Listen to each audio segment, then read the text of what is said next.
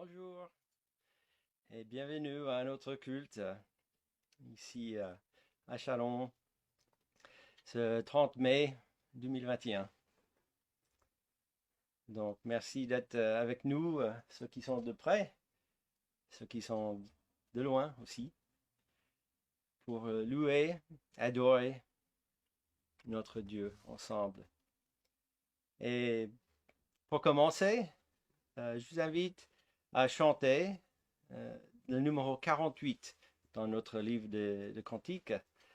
Le numéro 48, les cieux et la terre célèbrent en chœur la gloire du Père, de Dieu créateur. 48.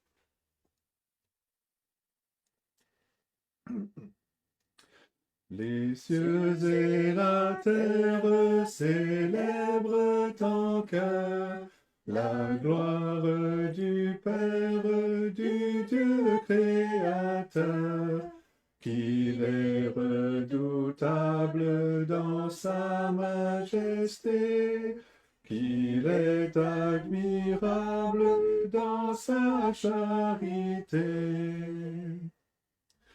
C'est lui qui nous donne le printemps joyeux, les fruits de l'automne, l'été radieux, largesse infinie que rien ne tarit, sa main rassasie tout être qui vit.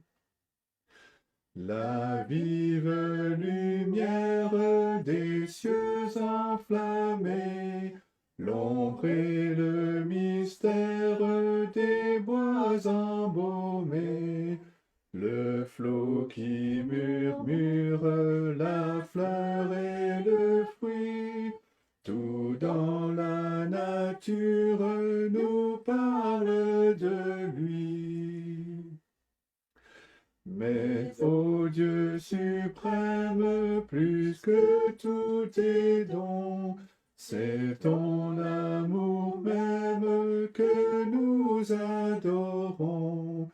Ô source éternelle de grâce et de paix, ton peuple fidèle te loue à jamais.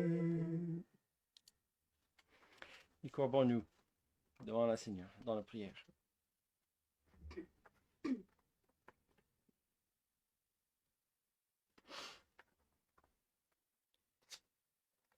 Notre Père, qui es aux cieux, que ton nom soit sanctifié, que ton règne vienne, que ta volonté soit faite, sur la terre comme au ciel. Oui, dans notre adoration à toi ensemble ce matin, donne-nous de contempler ta gloire céleste, ta majesté, ton pouvoir sur toutes choses, ta sainteté, ta justice, ton amour et ta grâce. En tant que ce Dieu de toutes ces caractéristiques, avec ta sagesse et ton plan éternel pour toutes choses, nous voulons que ta volonté soit faite sur cette terre, là où nous sommes. Nous sommes seulement tes créatures maintenant opposées à toi dans une rébellion contre toi. Depuis très peu de temps après que tu as créé le premier homme. Nous n'avons pas un pouvoir infini, nous ne sommes pas saints ni justes. Nous penchons toujours vers nos propres désirs, notre propre avantage. Nous manquons de l'amour pour des autres, de pardon et de grâce. Et quel contraste entre toi et nous. Quelle immense séparation. Mais louange à toi parce que tu as pourvu dans ta volonté,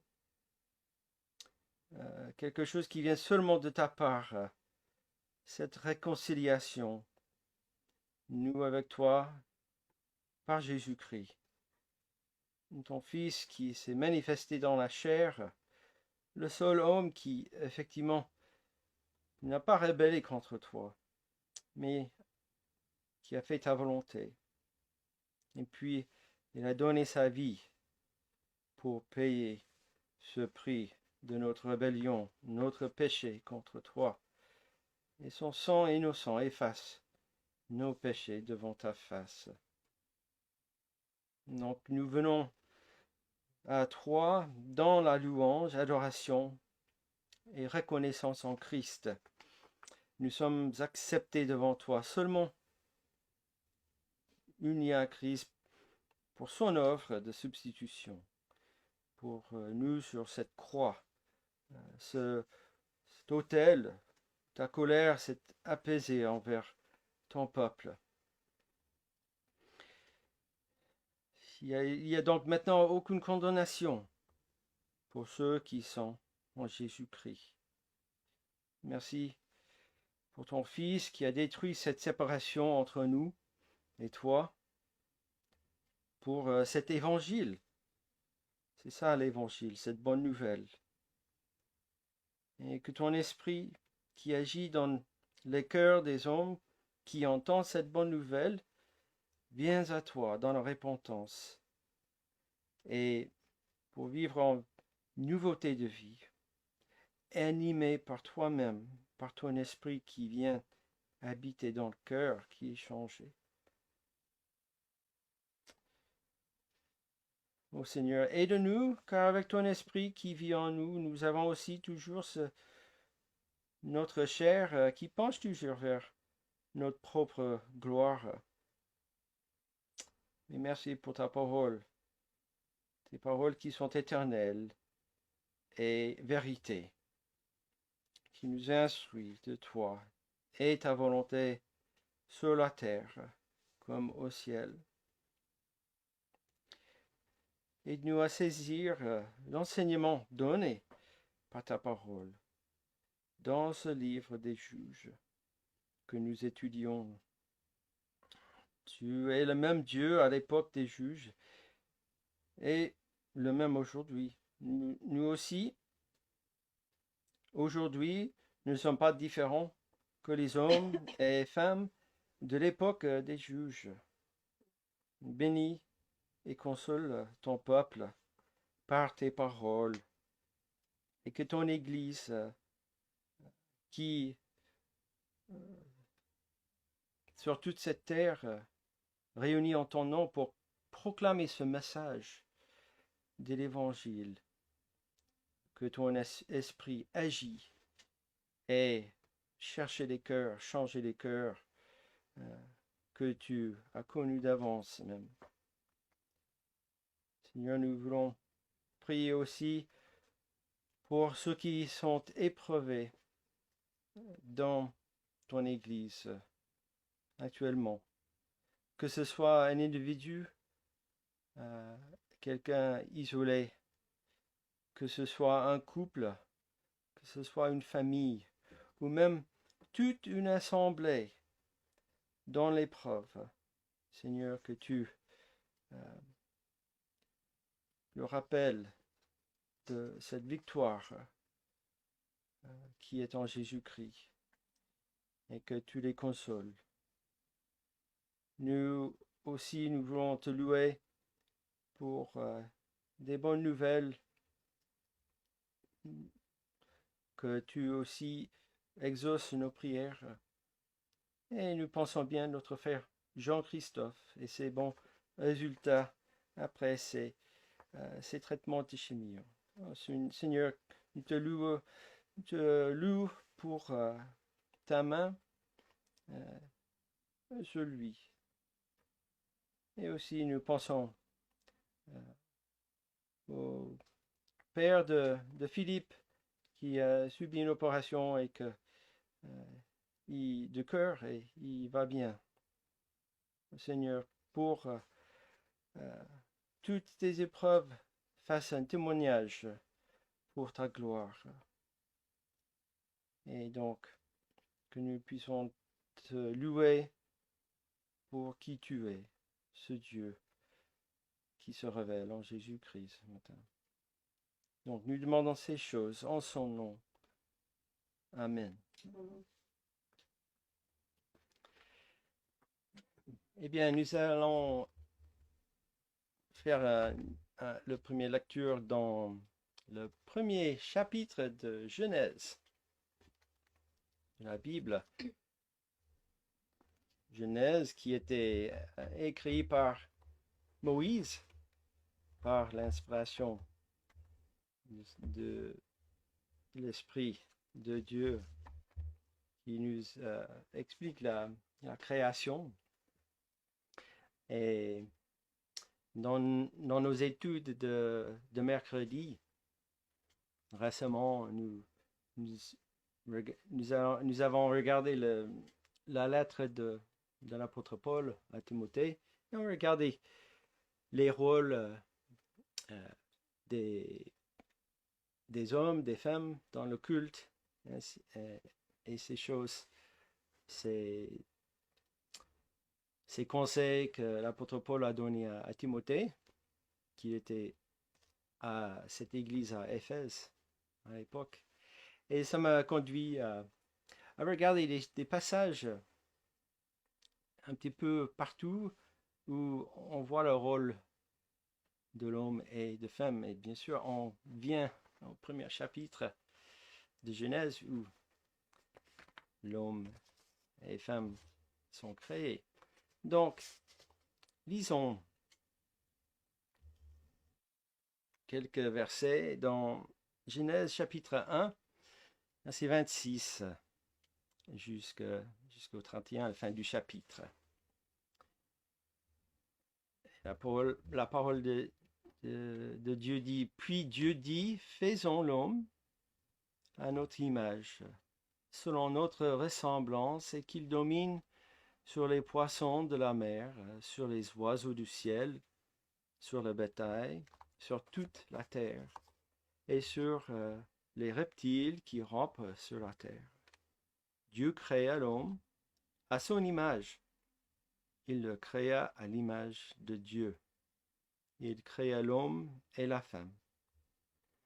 Dieu les bénit, et Dieu leur dit, soyez féconds, multipliez, remplissez la terre, et assujettissez-la, et dominez sur les poissons de la mer, sur les oiseaux du ciel, et sur tout animal qui se meut sur la terre.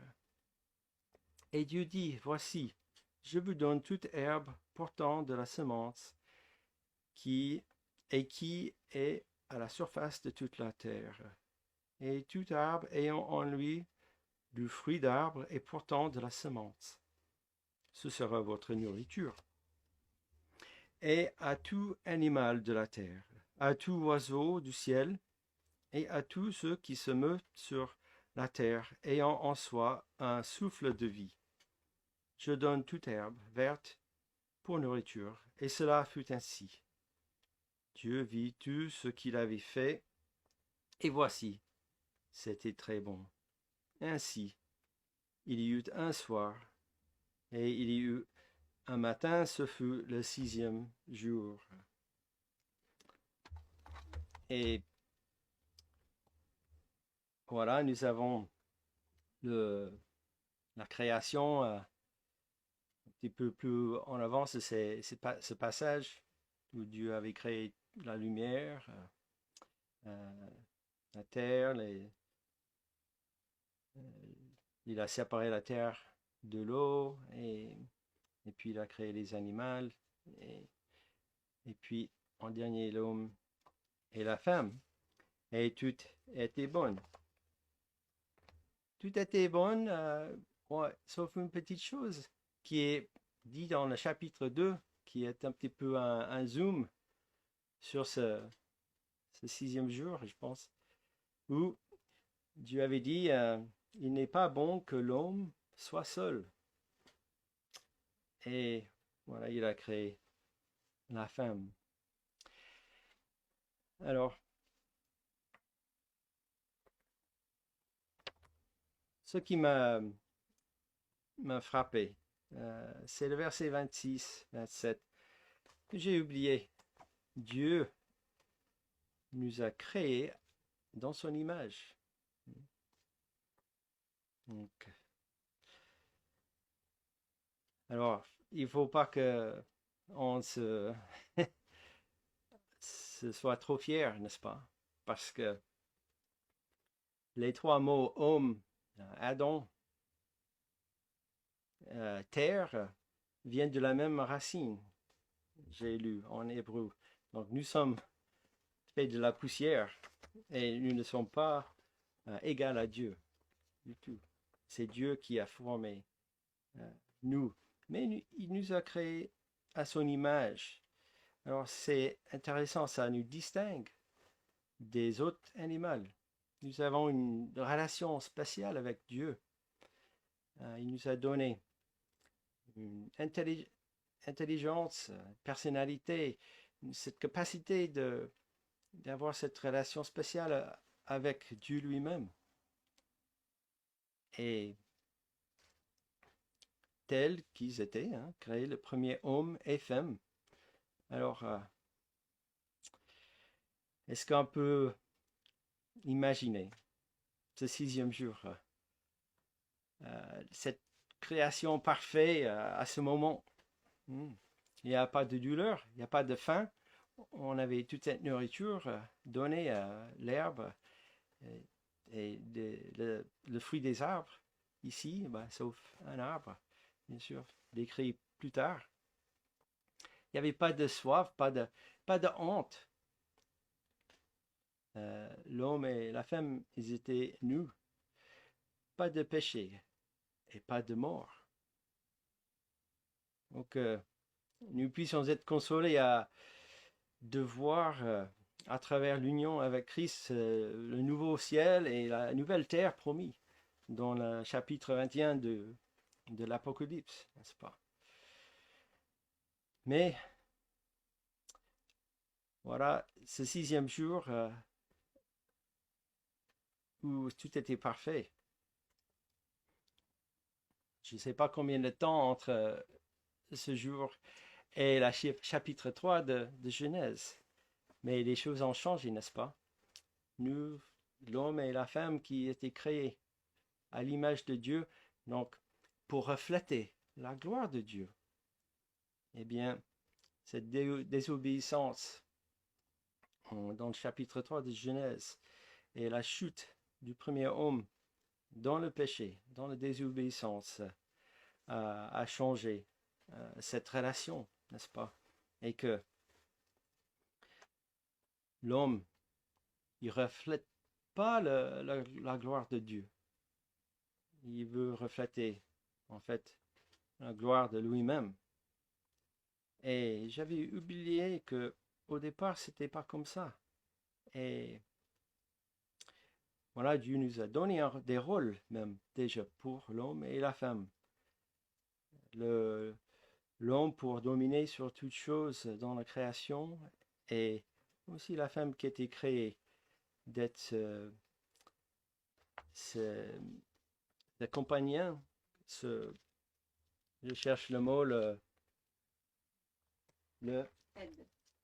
l'aide, oui, voilà, un compliment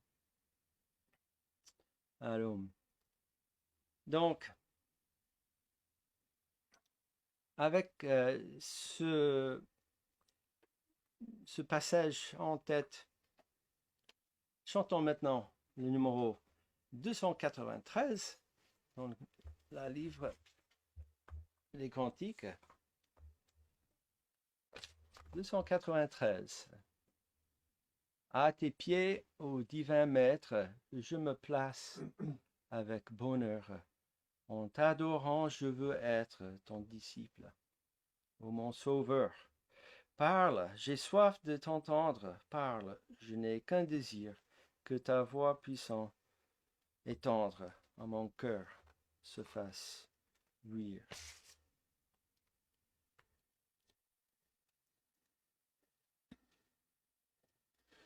À tes pieds, ô divin Maître, je me place avec bonheur. En t'adorant, je veux être ton disciple, mon sauveur. Parle, j'ai soif de t'entendre. Parle, je n'ai qu'un désir, que ta voix puissante et tendre à mon cœur se fasse ouïr. Faites place aux voix humaines, à la voix de mon Sauveur. Pensées vaines et choses vaines, éloignez-vous de mon cœur. Tous les bruits, faites silence. Toi, mon maître, parle-moi. Recueilli en ta présence, mon âme n'entend que toi. Parle-moi, témoin fidèle, découvre-moi le trésor de ta sagesse éternelle. Parle au Maître, parle encore. Ta parole, c'est la vie, c'est la lumière et la paix. À ton école bénie, je veux rester à jamais. Parlez pour que je comprenne ton enseignement divin. Dans ta grâce souveraine, instruis-moi par l'Esprit Saint. Parlez pour que j'obéisse à tes ordres aussitôt. Forme-moi pour ton service, pour te suivre, Saint Agneau. Et le strophe numéro 3 là, à la fin, qui dit « Ta parole, c'est la vie, c'est la lumière et la paix. À ton école bénie, je veux rester à jamais. » Et c'est vrai, toute cette vie, c'est l'école. Et nous apprenons tous les jours. C'est pas juste quand on termine le bac, n'est-ce pas? Ça, c'est l'école, la grande école de la vie. Alors, nous allons dans le Nouveau Testament pour lire un passage un petit peu en rapport de ce passage à Genèse. Et c'est dans le livre, l'épître aux Romains. Romains chapitre 1, où l'apôtre Paul, il appuie sur la création. Et cette révélation de Dieu à tout homme par sa création, et ils sont condamnés sans excuse de ne pas chercher son Créateur. Et l'apôtre, il décrit ce qui se passe lorsque l'homme ne reflète pas plus la gloire de Dieu, hein, qu'il a créé dans son image. Donc, lisons ces quelques versets à partir du verset 18 jusqu'au 26. La colère de Dieu se révèle du ciel contre toute impiété et toute injustice des hommes qui retiennent injustement la vérité captive. Car ce qu'on peut connaître de Dieu est manifeste pour eux, Dieu le leur ayant fait connaître.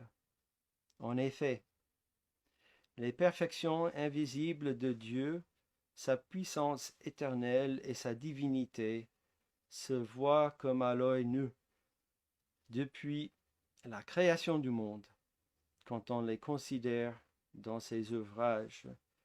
Ils sont donc inexcusables, car, ayant connu Dieu, ils ne l'ont point glorifié comme Dieu, et ne lui ont point rendu grâce. Mais ils se sont égarés dans leurs pensées, et leur cœur, sans intelligence, a été plongé dans les ténèbres. Se vantant d'être sages, ils sont devenus fous, et ils ont changé la gloire du Dieu incorruptible en image représentant l'homme corruptible, des oiseaux, des quadrupèdes et des reptiles. C'est pourquoi Dieu les a livrés à l'impureté, selon les convoitises de leur cœur. Ainsi, ils déshonorent eux-mêmes leur propre corps, eux qui ont changé la vérité de Dieu en mensonge et qui ont adoré et servi la créature au lieu du Créateur, et qui est béni éternellement. Amen. C'est pourquoi Dieu les a livrés à des passions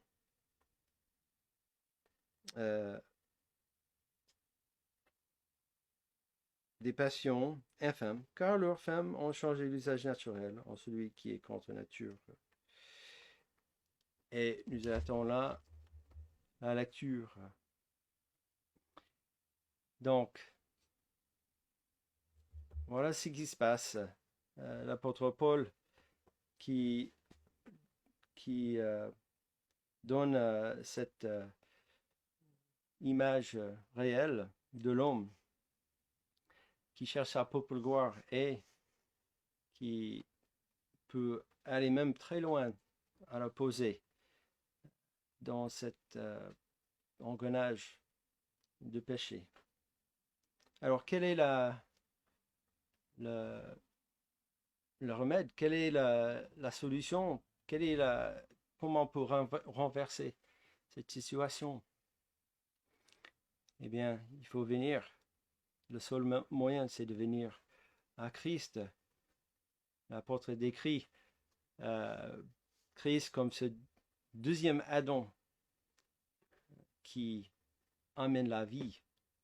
Et le premier Adam qui a emmené le péché et la mort, ce deuxième Adam, Christ, vient restaurer cette relation avec Dieu et que nous pouvons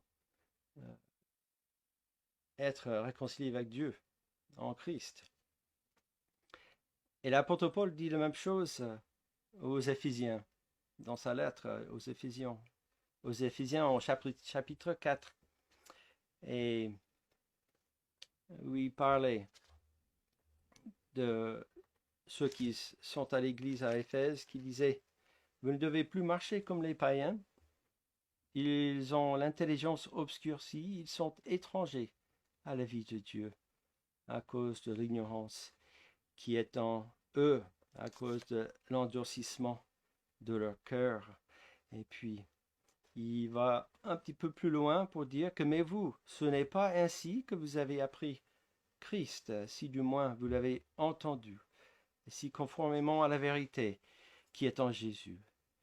C'est en lui que vous avez été instruits à vous dépouiller par rapport à votre vie passée, du vieil homme qui se corrompt par les convoitises trompeuses, à être renouvelé dans l'esprit de votre intelligence et à revêtir l'homme nouveau, créé selon Dieu dans une justice et une sainteté que produit la vérité. » Et voilà l'évangile,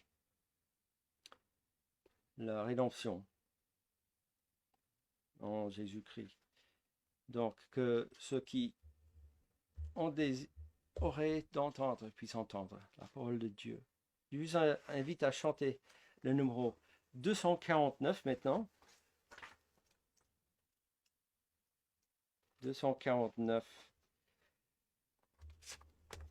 qui est intitulé « J'ai l'assurance de mon salut, par la présence du Seigneur Jésus, car par son sang il m'a racheté, et l'Esprit Saint m'a régénéré. » 249.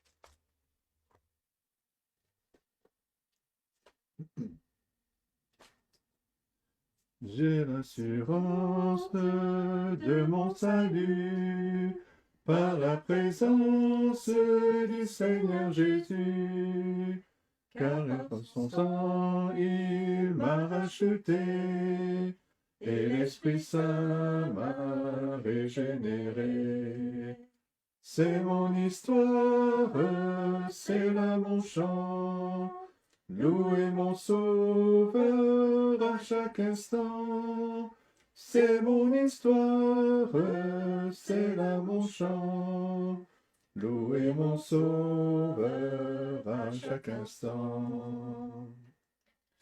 Je veux obéir à mon Seigneur, dans mon cœur sentir la paix de son cœur.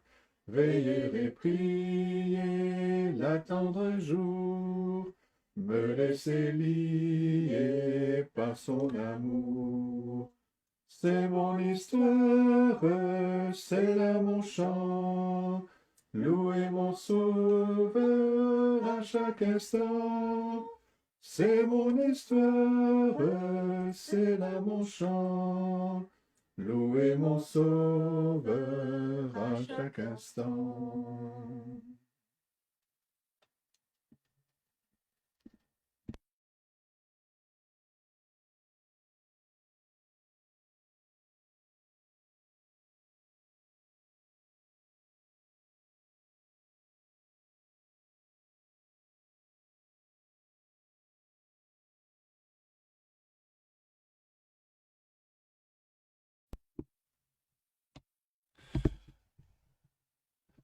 Voilà, juste quelques petits réglages.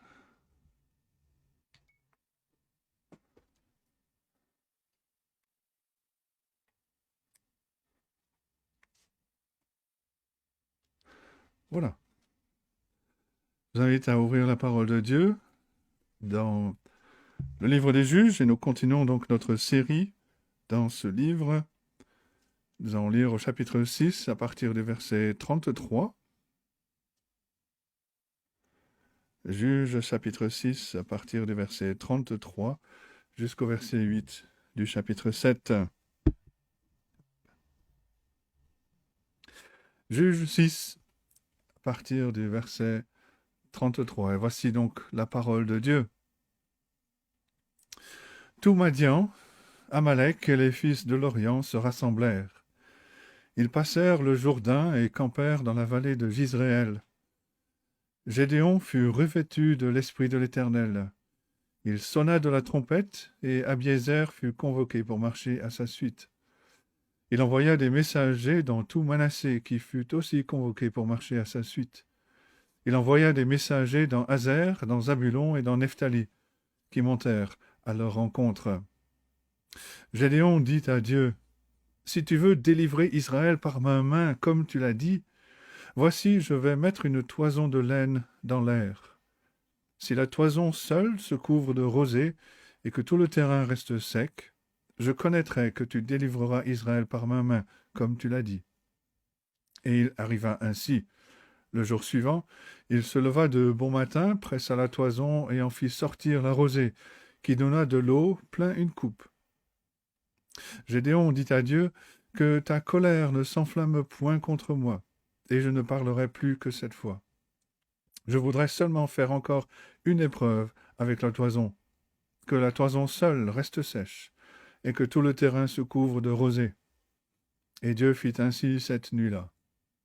La toison seule resta sèche, et tout le terrain se couvrit de rosée. Chapitre 7, verset 1. Jérubaal, qui est Gédéon, et tout le peuple qui était avec lui se levèrent de bon matin, et campèrent près de la source de Harod. Le camp de Madian était au nord de Gédéon, vers la colline de Morée, dans la vallée. L'Éternel dit à Gédéon, « Le peuple que tu as avec toi est trop nombreux pour que je livre Madian entre ses mains. Il pourrait en tirer gloire contre moi et dire, « C'est ma main qui m'a délivré. » Publie donc ceci aux oreilles du peuple, que celui qui est craintif et qui a peur s'en retourne et s'éloigne de la montagne de Galaad. 22 000 hommes parmi le peuple s'en retournèrent, et il en resta 10 000. L'Éternel dit à Gédéon, le peuple est encore trop nombreux. Fais-les descendre vers l'eau, et là je t'en ferai le triage. Celui dont je te dirai que celui-ci aille avec toi, ira avec toi. Et celui dont je te dirai que celui-ci n'aille pas avec toi, n'ira pas avec toi. Gédéon fit descendre le peuple vers l'eau, et l'Éternel dit à Gédéon, tous ceux qui lapperont l'eau comme avec la langue comme lappe le chien, tu les sépareras de tous ceux qui se mettront à genoux pour boire. Ceux qui lappèrent l'eau en la portant à la bouche avec leurs mains furent au nombre de 300 hommes, et tout le reste du peuple se mit à genoux pour boire. Et l'Éternel dit à Gédéon, c'est par les 300 hommes qui ont lappé que je vous sauverai, et que je livrerai Madian entre tes mains. Que tout le reste du peuple s'en aille, chacun chez soi. On prit les vivres du peuple et ses trompettes, puis Gédéon renvoya tous les hommes d'Israël, chacun dans sa tente, et il retint les 300 hommes. Le camp de Madian était au-dessous de lui, dans la vallée. Et c'est la parole de Dieu. Beaucoup d'entre nous ont entendu l'histoire de Gédéon, au moins en partie, et on se rappelle de certains événements. Peut-être que c'est l'événement où l'armée de l'Israël est passée de 32 000 hommes à 300. On se rappelle de cette mise à l'épreuve étrange par laquelle Dieu a choisi ces 300 soldats parce qu'ils ont lappé l'eau comme un chien. Ou alors on se rappelle de la toison de laine.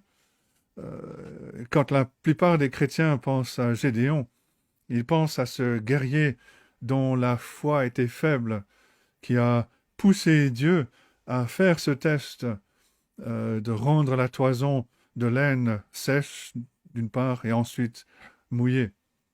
On voit Gédéon comme celui qui a du mal à croire en Dieu. Mais la question qu'on doit se poser, c'est est-ce que Gédéon a galéré avec la foi plus que nous? Gédéon, on l'a vu la dernière fois, vient de rencontrer Dieu, qui lui a lancé le challenge d'aller combattre Madian avec la force que Dieu lui-même lui donnerait.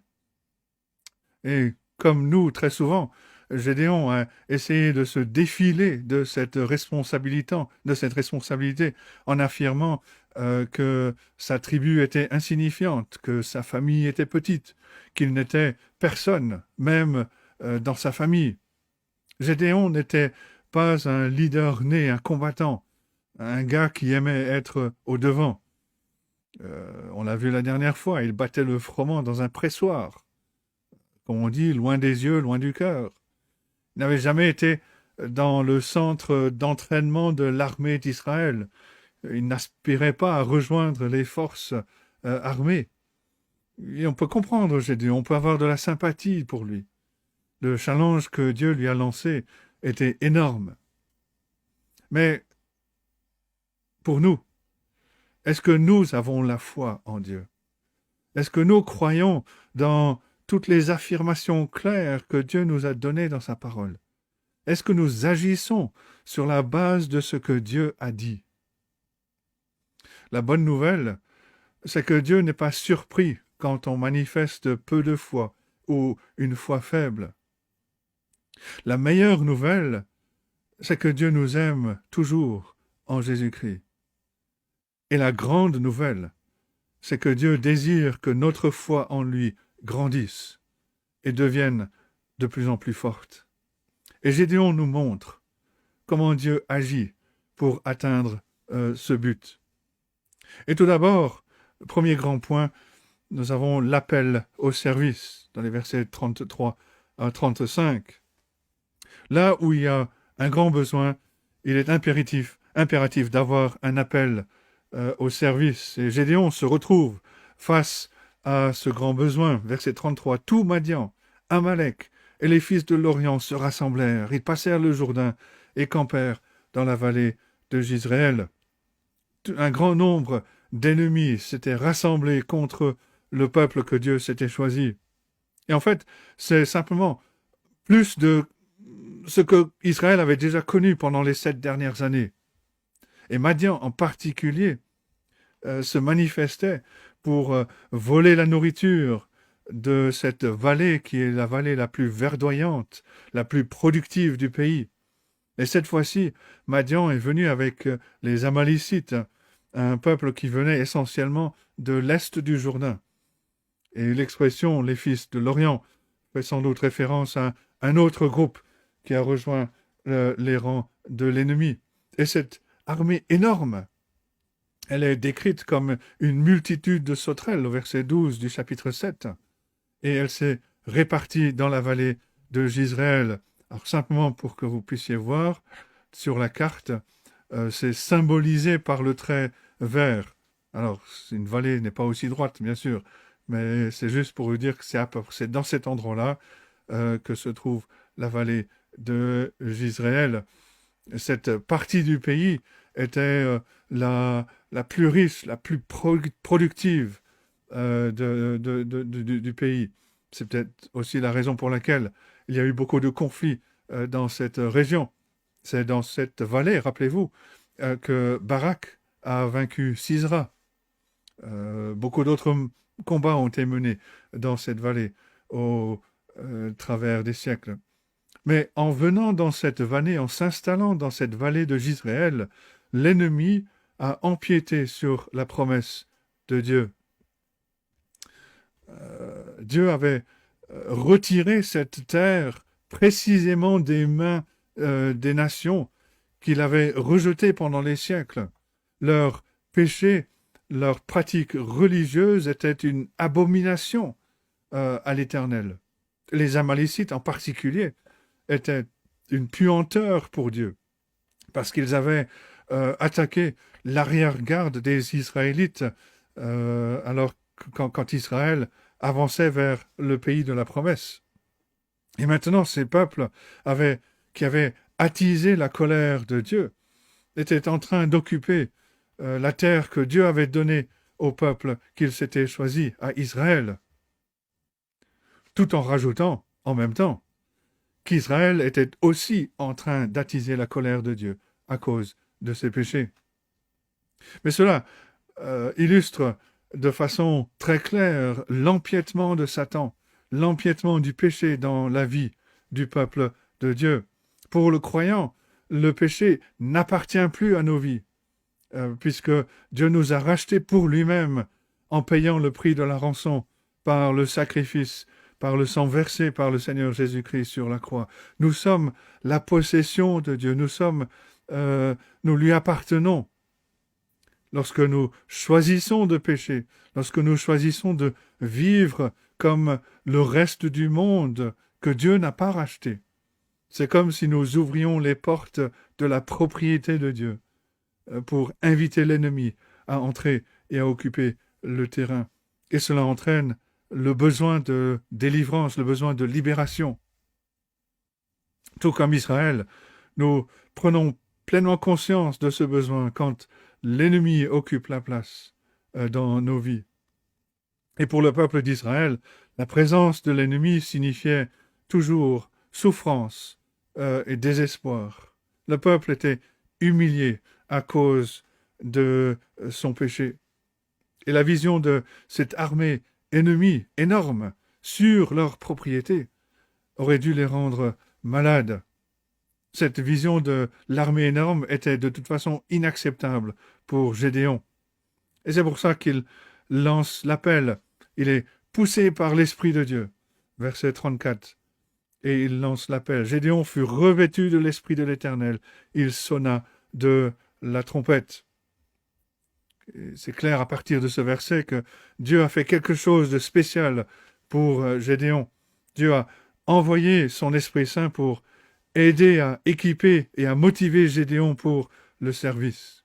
L'expression être revêtu est similaire, mais pas identique, à l'expression être rempli.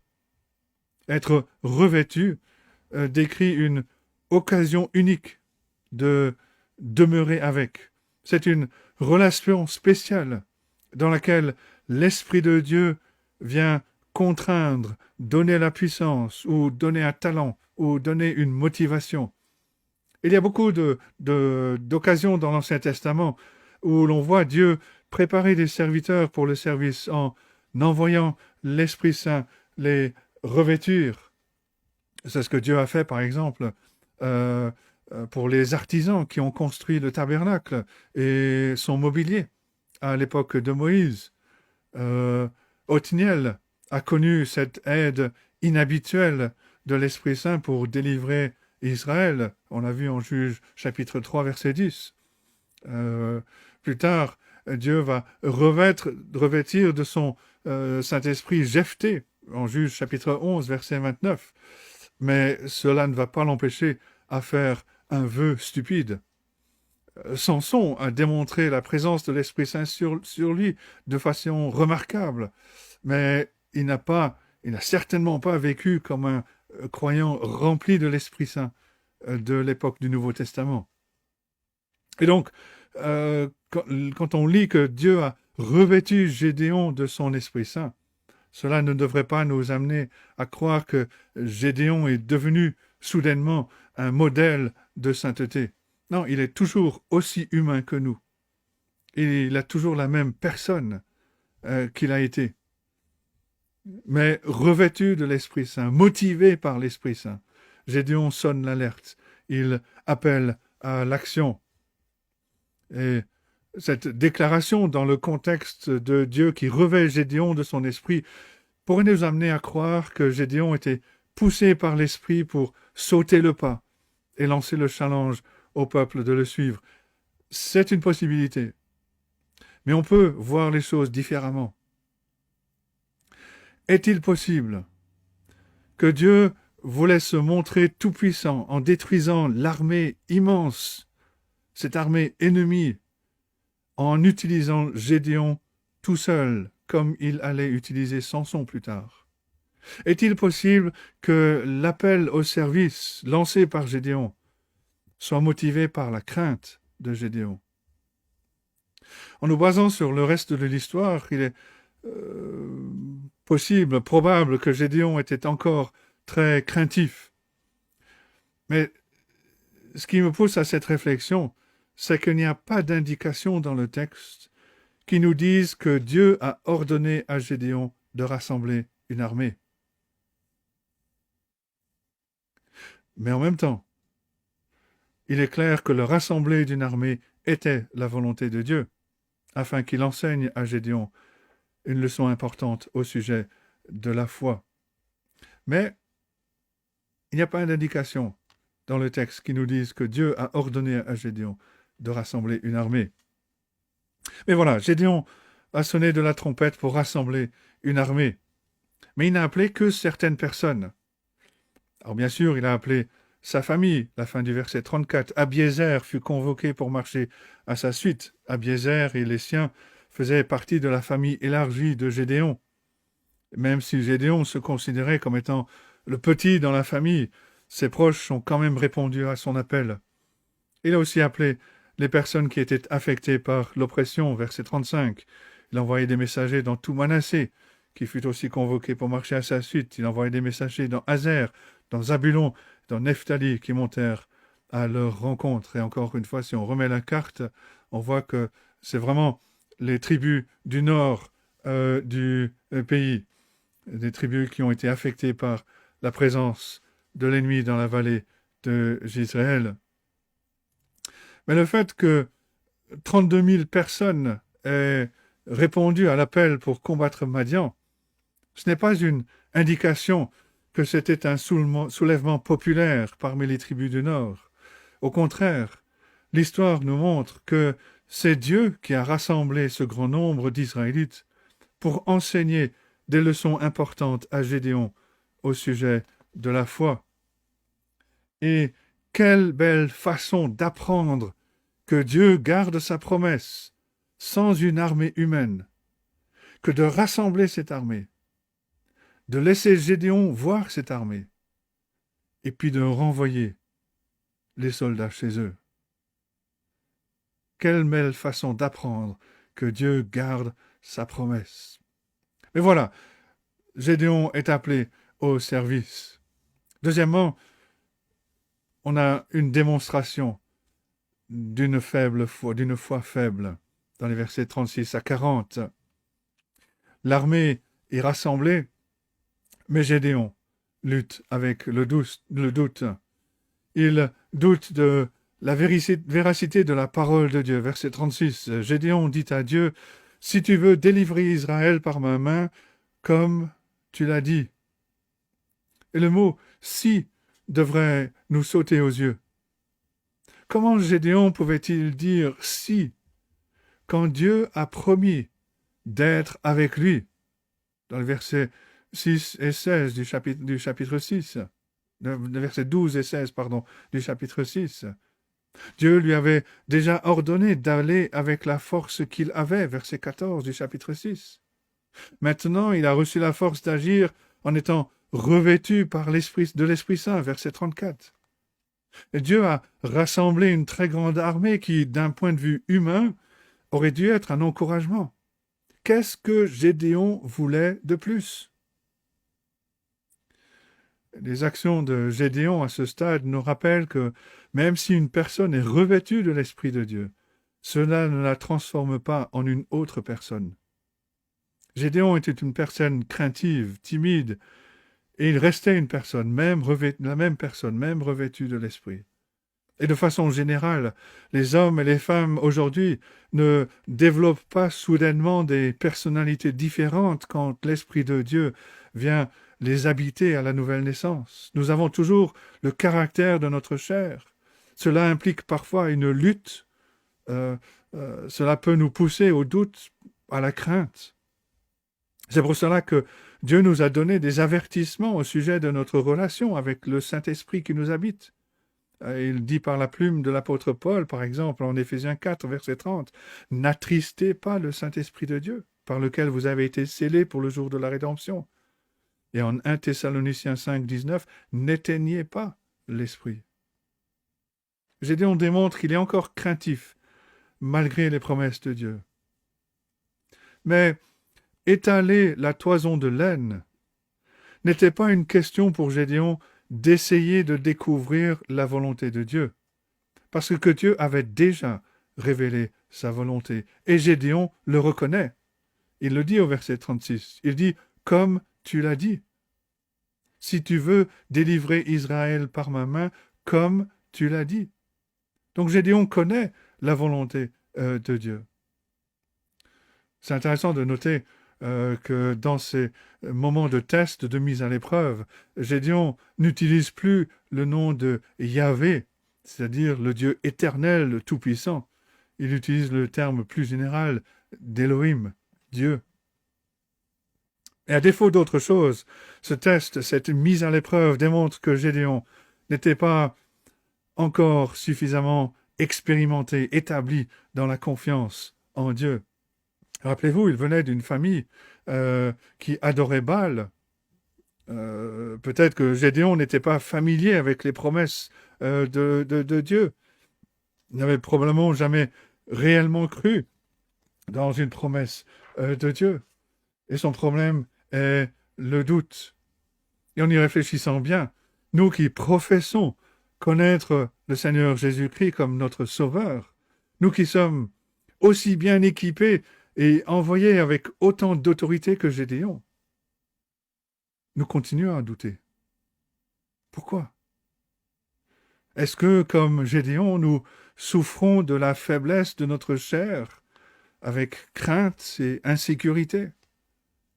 Il est tellement facile pour nous de prendre nos repères de la chair, et on devrait écouter des hommes comme le général Patton, général de l'armée américaine, pendant la Deuxième Guerre mondiale, qui a répété ce que l'un de ses professeurs lui avait dit. « Ne prenez jamais conseil auprès de vos craintes, auprès de vos peurs. » Mais en même temps, on doit avoir de la sympathie pour Gédéon.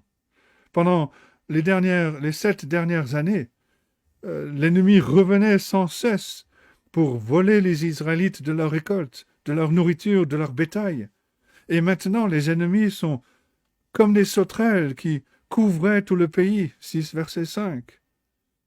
Et les 7 dernières années peuvent laisser des traces chez une personne. Et c'est pour ça que Gédéon demande à Dieu de faire ses preuves avant que Gédéon ne soit prêt à lui obéir.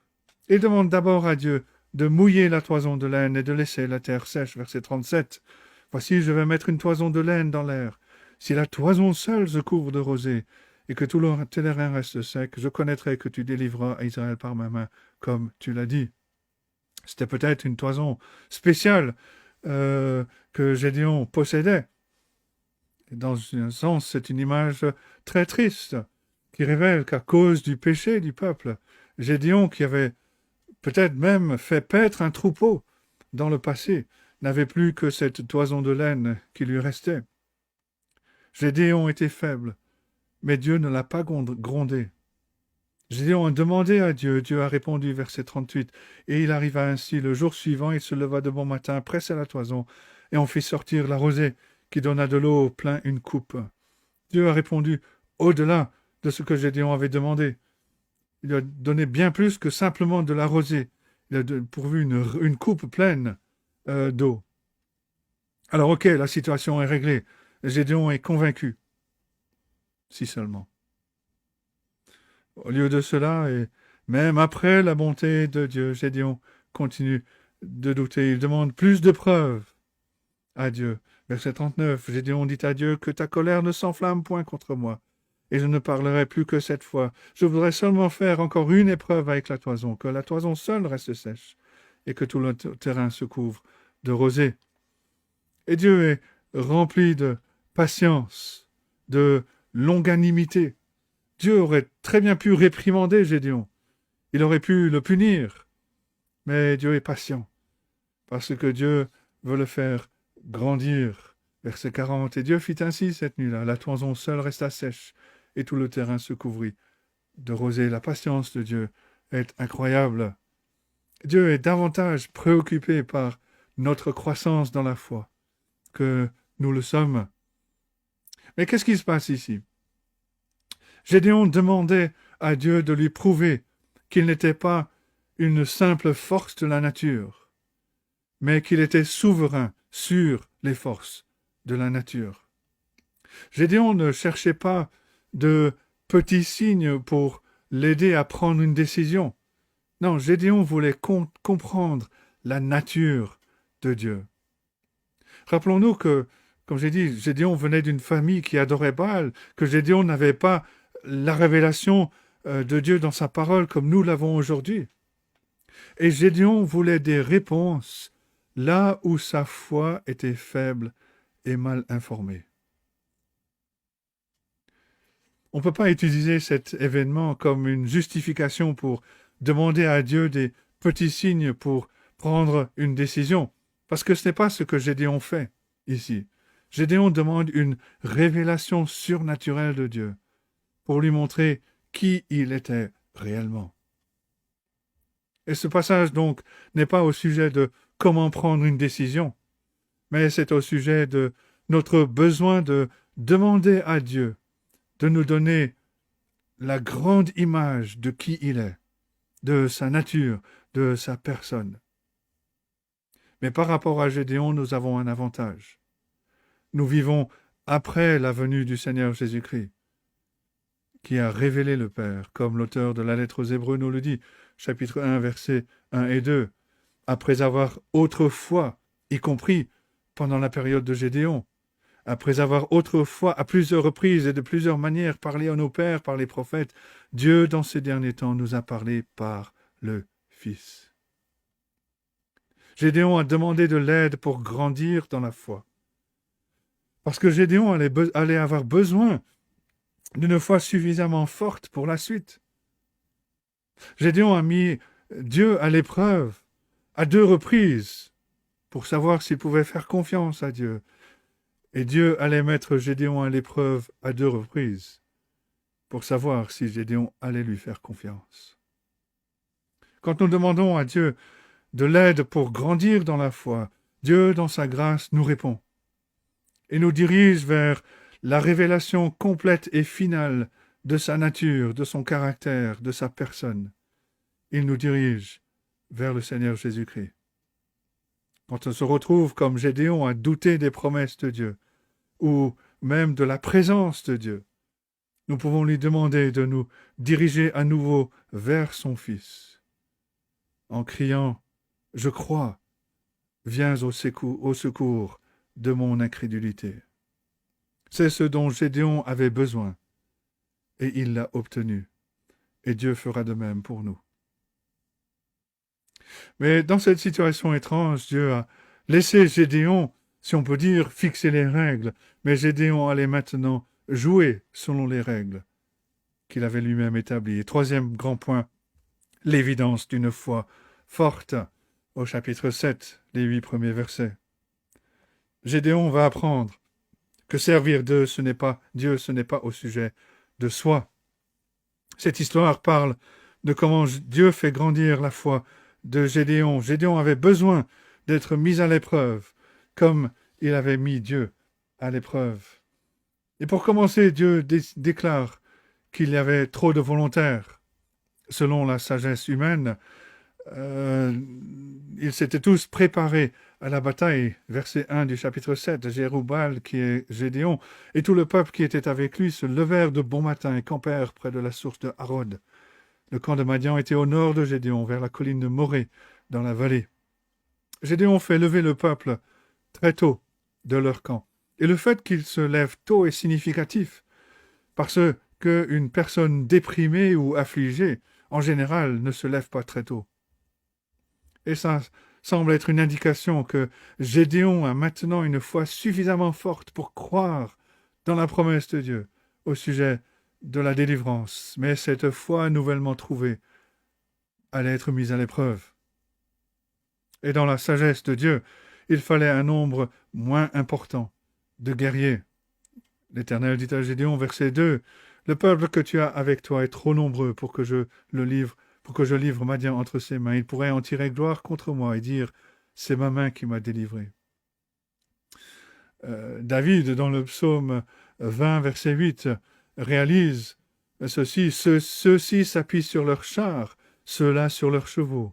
Nous invoquons le nom de l'Éternel, notre Dieu. S'appuyer sur la puissance militaire, c'est dans la nature humaine. Et s'il y a la moindre opportunité de se glorifier de nos forces, de nos efforts, nous le ferons. Notez que Dieu dit dans ce verset 2 que c'est en tirer gloire contre moi. Dès que nous croyons que nous méritons le crédit pour notre libération, nous enlevons de Dieu la gloire qu'il mérite. On se dresse comme des sauveurs alternatifs. Mais parce que Dieu nous connaît bien, il présente un plan pour réduire la taille de l'armée, afin que Gédéon soit amené à s'appuyer sur l'Éternel seul, parce que le salut vient de l'Éternel seul. Le test était simple. Tous ceux qui n'étaient pas engagés devaient retourner chez eux. Verset 3. Publie donc ceci aux oreilles du peuple, que celui qui est craintif et qui a peur s'en retourne et s'éloigne de la montagne de Galaad. Si vous étiez Gédéon, est-ce que vous feriez cette annonce au peuple? Est-ce que Gédéon allait retomber dans le doute et la crainte en pensant « Ah non, si j'obéis à Dieu, certains de mes gars vont rentrer chez eux ». Mais Gédéon a fait confiance. Gédéon a fait confiance à Dieu. Gédéon, dont la foi grandissait, annonce au peuple, aux soldats, que ceux qui avaient peur pouvaient rentrer chez eux. Je ne sais pas s'il s'attendait à ce que 2/3 de l'armée s'en aillent. Et voilà, l'armée se retrouve brutalement réduite des 2/3, verset 3, la deuxième partie, 22 000 hommes. Parmi le peuple s'en retournèrent et il en resta 10 000. En l'espace de quelques instants, l'armée de Gédéon a été réduite de 68%. Et à ce stade, Gédéon ne pouvait pas s'appuyer sur des chevaux ou sur des chars, même s'il l'avait voulu. Il devait s'appuyer sur l'Éternel. Et en pensant à la situation de Gédéon, cela nous pousse à nous demander s'il nous est possible d'être reconnaissants envers Dieu quand nos circonstances vont de discutables à mauvais. Dieu met de telles circonstances dans nos vies dans le but de nous faire bouger de la foi en nous-mêmes, la foi en soi, pour nous amener à la foi en Dieu seul. Dans la situation de Gédéon, Dieu lui a enseigné que servir Dieu demande une foi forte. Il y a des moments où le serviteur de Dieu doit faire confiance à Dieu pour subvenir aux besoins de ceux qu'il a choisis. Mais ensuite, Dieu a conclu que 10 000 soldats, c'est encore trop élevé. Verset 4, l'Éternel dit à Gédéon, le peuple est encore trop nombreux. Et là, une foi faible aurait argumenté avec cette conclusion de Dieu. Une foi faible aurait sans doute abandonné, serait rentrée pour battre une autre gerbe de froment dans le pressoir. À ce stade, une foi faible aurait dit « Non, on veut retourner en Égypte ». Mais une foi forte a appris à dépendre de Dieu. Dans des revers souvent inexplicables, une foi forte conclut avec l'apôtre Paul en 2 Corinthiens 12, verset 9. « Dieu m'a dit, ma grâce te suffit, car ma puissance s'accomplit dans la faiblesse. Je me glorifierai donc bien plus volontiers de mes faiblesses, afin que la puissance de Christ repose sur moi. » Et afin de continuer à fortifier la foi de Gédéon, Dieu ordonne ce test un peu particulier. Il dit à Gédéon, versets 4 et 5, « Fais-les descendre vers l'eau, et là je t'en ferai le triage. Celui dont je te dirai que celui-ci aille avec toi, ira avec toi. Et celui dont je te dirai que celui-ci n'aille pas avec toi, n'ira pas avec toi. » Gédéon fit descendre le peuple vers l'eau, et l'Éternel dit à Gédéon, « Tous ceux qui laperont l'eau avec la langue comme lappe le chien, tu les sépareras de tous ceux qui se mettront à genoux pour boire. » Alors il y a un débat sur ce test. Certains pensent que les 300 qui ont lapé l'eau comme le chien étaient plus sur leur garde. Mais bon, le texte ne le dit pas. Simplement, Dieu utilise une méthode pour séparer les soldats qu'il allait choisir pour accomplir la tâche. Et Dieu a choisi 300 soldats. Verset 6. Ceux qui lapèrent l'eau en la portant à la bouche avec leurs mains furent au nombre de 300 hommes. Et tout le reste du peuple se mit à genoux pour boire. L'armée impressionnante de Gédéon, de 32 000 hommes au départ, est maintenant réduite à 0,9% de sa force initiale. Maintenant, c'est évident que Dieu avait envoyé un grand nombre au départ dans le but de créer ce test étonnant pour Gédéon.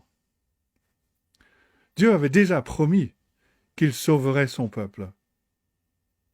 Maintenant, devant cette armée ridiculement petite, Dieu répète la promesse, verset 7.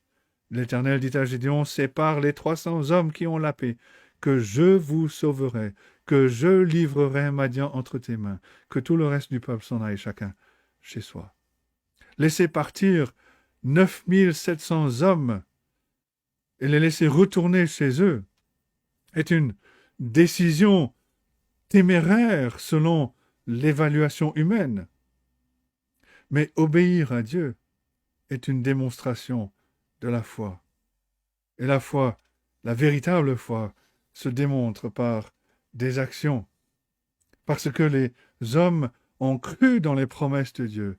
Ils se sont préparés pour le service. Verset 8. Ont pris les vivres du peuple et ses trompettes. Parce que Gédéon a cru dans la promesse de Dieu, il a renvoyé 9700 hommes retournés chez eux. Puis Gédéon renvoya tous les hommes d'Israël, chacun dans sa tente. Et il retint les 300 hommes. Et l'expression « dans sa tente » semble indiquer qu'ils étaient tout proches, prêts pour intervenir quand l'Éternel aura vaincu les ennemis. Et ils pourront les chasser du pays. Mais le texte rajoute aussi ceci à la fin du verset 8. L'ennemi était encore dans la vallée, le camp de Madian était au-dessous de lui dans la vallée. Gédéon vient de négocier avec succès un test remarquable. Il a grandi dans la foi. Plus besoin de toison de laine, plus de doute, seulement une obéissance immédiate à l'ordre de Dieu. Mais l'ennemi était encore là. Dieu est bon et fidèle pour permettre à son peuple de connaître des tests, des mises à l'épreuve, parfois difficiles, mais dans le but de nous apprendre à lui faire confiance.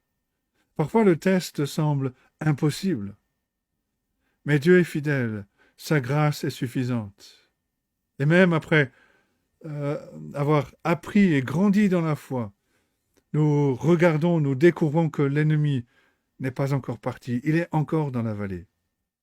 Est-ce que Dieu sera fidèle à sa promesse? Je vous sauverai, je vous livrerai Madian entre tes mains?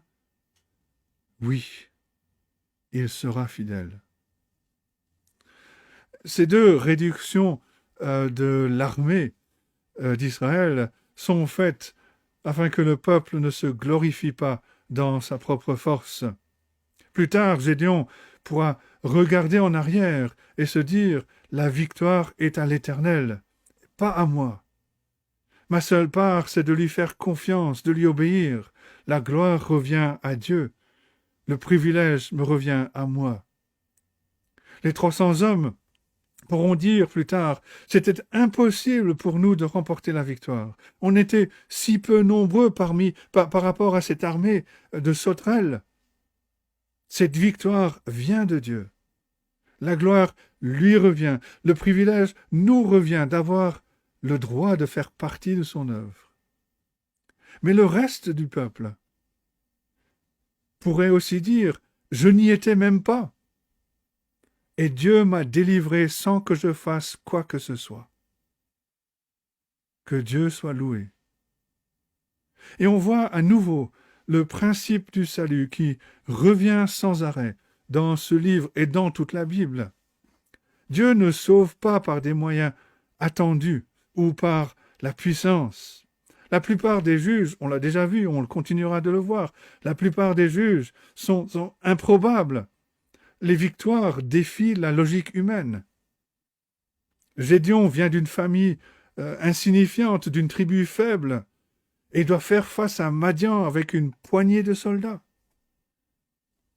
Et ce principe, on peut le voir dans ce passage que j'ai cité tout à l'heure, où l'apôtre Paul écrit en 2 Corinthiens 12, les versets 7 à 9. Paul, rappelez-vous, a été béni en recevant une vision du ciel dans les versets 2 à 6.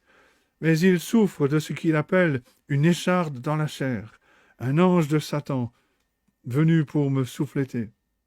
Et Paul a prié le Seigneur de l'éloigner de lui. Mais Dieu a laissé cette écharde. Pourquoi? Pour l'empêcher de s'enorgueillir, de rechercher sa propre gloire, de se glorifier de sa propre force. Et au lieu de cela, Paul apprend ce que Dieu veut que Gédéon apprenne.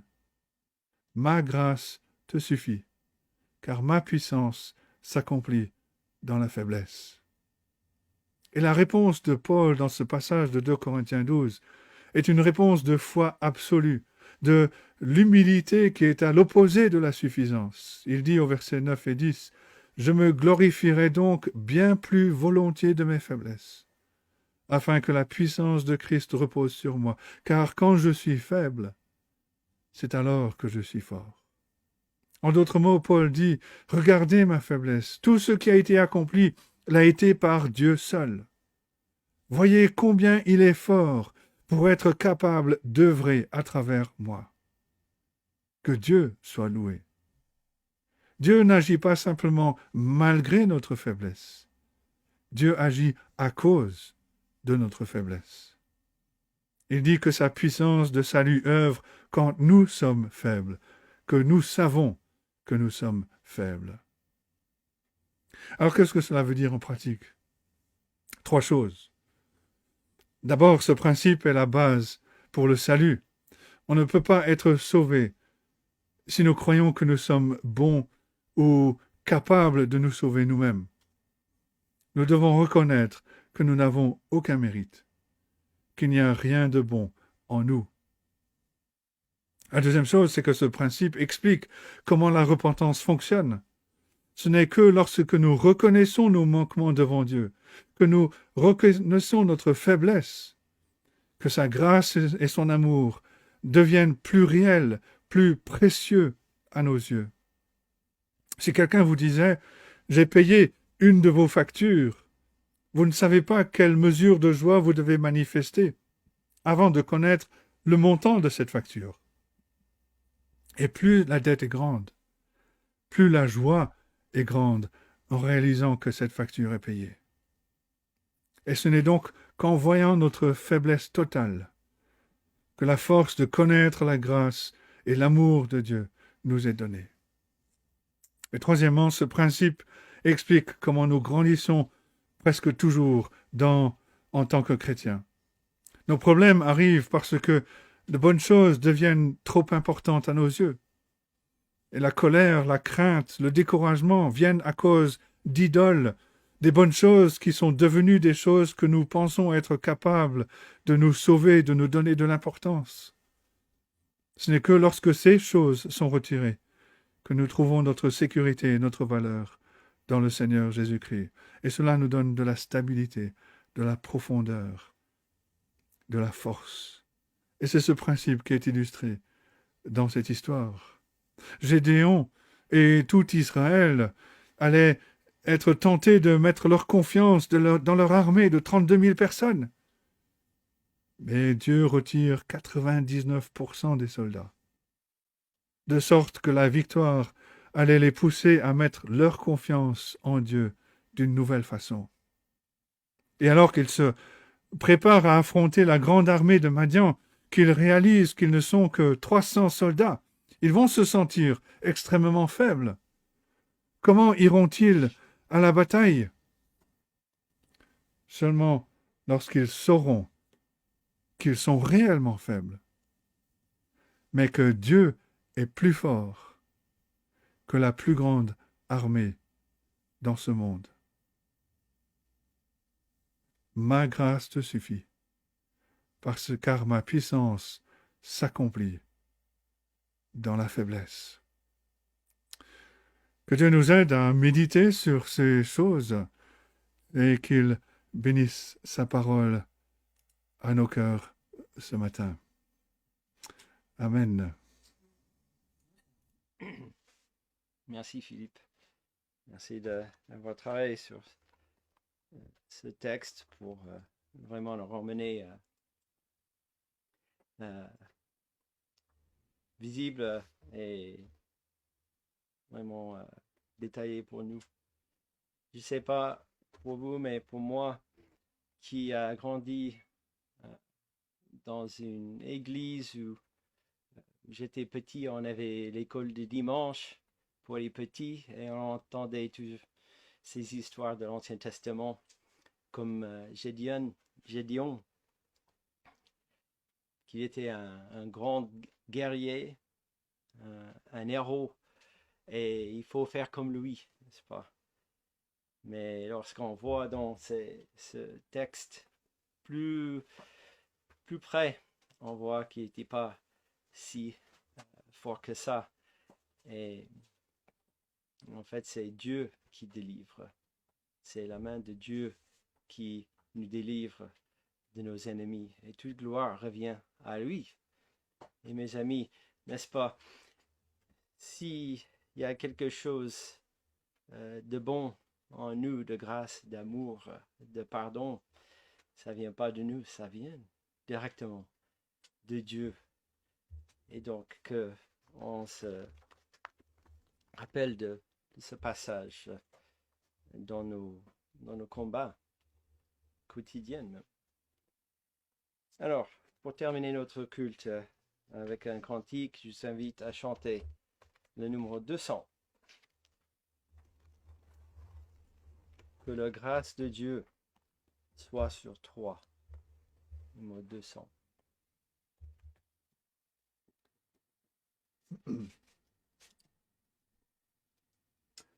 Que la grâce de Dieu soit sur toi,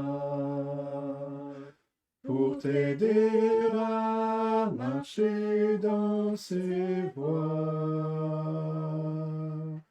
Reçois tout son pardon et sa bénédiction, Va en paix, dans la joie, dans l'amour.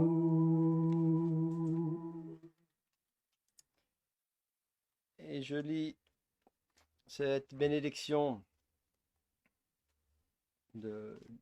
inspirée, qui a inspiré ce cantique, qui se trouve dans le livre de Nombres. C'est l'Éternel qui parle à Moïse de dire au peuple que l'Éternel te bénisse et qu'il te garde, que l'Éternel fasse luire sa face sur toi et qu'il t'accorde sa grâce, que l'Éternel tourne sa face vers toi et qu'il te donne la paix.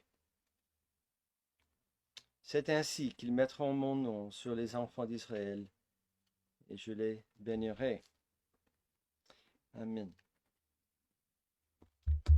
Bien, merci d'avoir suivi notre culte. Et donc, je vous dis à la semaine prochaine, Dieu voulant. Et bon dimanche. Au revoir.